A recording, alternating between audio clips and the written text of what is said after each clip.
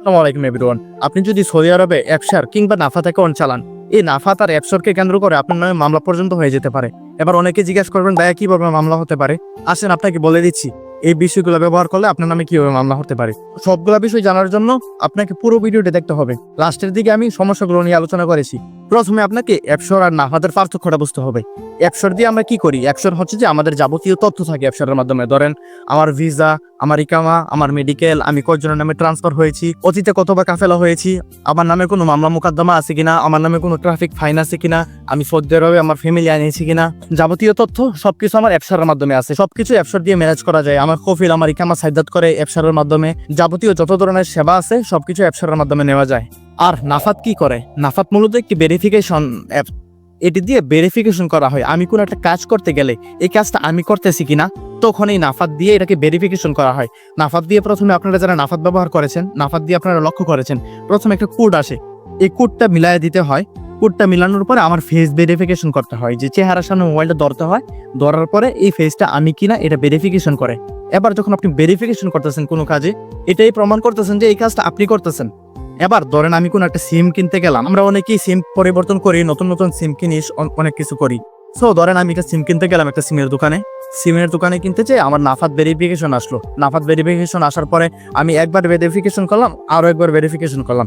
এবার দুইবার ভেরিফিকেশন করার ফলে কি হবে, সিমের দোকানদার যিনি, উনি চাইলে দুইটা সিম উঠাইতে পারবে। দুইটা সিম উঠাই ধরেন আমাকে একটা দিয়ে দিল, আর কোন একটা থার্ড পার্টির কাছে আবার আরেকটা সিম দিয়ে দিল। এবার কি হবে, ওই থার্ড পার্টি যদি এই সিম দিয়ে কোনো ধরনের স্ক্যাম করে, ধরেন কাউকে ফোন দিয়ে টাকা নিয়ে আসছে, ওনার কার্ডের তথ্য নিয়ে আসছে এবং টাকা ট্রান্সফার করে ফেলছে, অথবা বেশিরভাগ মানুষ কি করে, মাদকের চোরাচালান করে, মাদকের কোনো স্ক্যাম করলো, এগুলো যদি পুলিশ ধরতে পারে আর যদি নাম্বার আমার থাকে, তখন মামলা হবে আমার নামে, কারণ আমি ওদের সাথে যুক্ত আছি। আর যদি এই বিষয়টা কোনো মেয়ে পর্যন্ত পৌঁছায়, যে এই নাম্বার দিয়ে কোনো মেয়েকে ডিস্টার্ব করা হয়েছে, কোনো মেয়েকে ইপ্রিজিং করা হয়েছে, তাহলে বিষয়টা আরো বিশাল হয়ে যায়। এখানে মেয়ের বিষয়ে কোনো স্যাক্রিফাইস নাই। সো অর্থনৈতিক বিষয়, মাদকের বিষয়, মেয়ের বিষয়ে যদি আমার নামে মামলা হয়, আমার নামে জরিমানা হবে, আমার জেল খাটতে হবে, একজন বাংলাদেশি হিসাবে জীবন নিয়ে টানাপোড়া হয়ে যাবে এখানে আমার।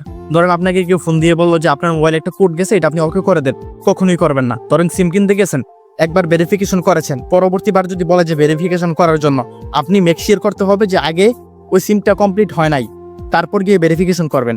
ধরেন আপনি একটা ব্যাংক থেকে 50,000 রিয়াল লোড নিয়েছেন, আর লোড নেওয়ার পরে সে একবার আপনাকে ভেরিফিকেশন করলো, ভেরিফিকেশন করার পরে যদি আবার ভেরিফিকেশন করে, তাহলে 50 দুইবার 1 লক্ষ রিয়াল ভেরিফিকেশন হয়ে গেছে।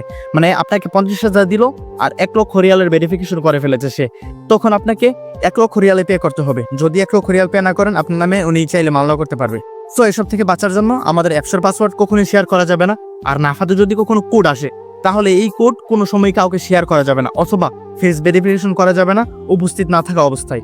ভিডিওটি যদি আপনার উপকারে আসে তাহলে অবশ্যই লাইক করে দিবেন, আর আরো মানুষের উপকারের জন্য ভিডিওটি শেয়ার করে দিবেন।